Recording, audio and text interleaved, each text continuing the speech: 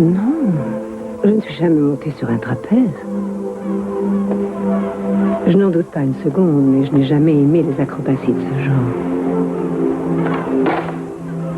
Ah. C'est le 14e qui appelle.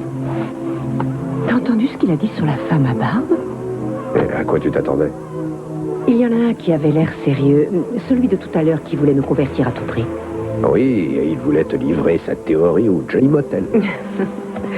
Est-ce que tu crois qu'Harry peut encore appeler? Oui, s'il a lu la petite annonce, il appellera. Il a toujours été friand de ce genre de journaux. Moi, j'avoue que ce qui m'étonne, c'est qu'il fasse une sorte de fixation sur les rousses. Ça lui vient d'où, à ton avis? Eh bien, je te l'ai déjà dit, ça remonte très très loin. C'est une longue histoire. Le téléphone n'a plus l'air de sonner et Mademoiselle la Providence est partie méditer sur son oreiller, alors tu peux y aller. Eh bien, juste avant que je le connaisse, il avait rencontré une fille. Il avait même dû la rencontrer avant d'entrer à l'agence. Ils étaient fiancés et il allait l'épouser. Et elle était rousse? Oui, elle est morte une semaine avant le mariage. Est-ce que tu as su comment c'est arrivé? Non, en fait, ce n'est que longtemps après qu'on se soit connus qu'il m'a parlé de cette femme. C'était un soir, il avait descendu une bouteille et il s'est mis à me parler sans que je lui ai demandé quoi que ce soit. C'était quelque chose qui ne lui arrivait pas souvent. Heureusement pour sa santé.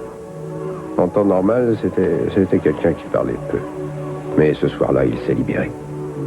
Je croyais avoir quelqu'un d'autre en face de moi. Comment ça? Je ne sais pas, comme s'il avait perdu plusieurs années en quelques minutes.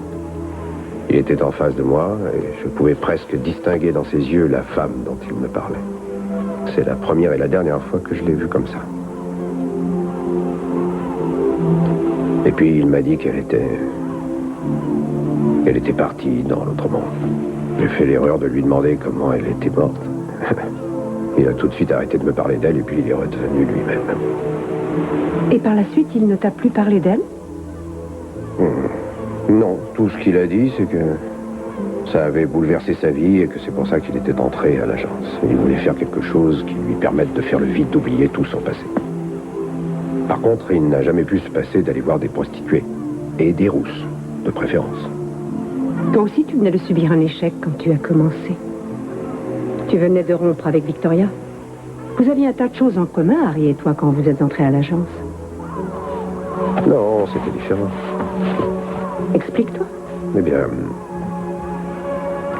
à la mort de cette femme, c'est un peu de lui qui est parti. Un peu comme ce que j'ai connu quand je te croyais morte dans cet accident. Mais il y a eu ce miracle. Et je me suis retrouvé. Mais Harry, lui, non. Tu ne me perdras jamais. Oh, ça, j'en suis sûr. Je ne te laisserai plus partir.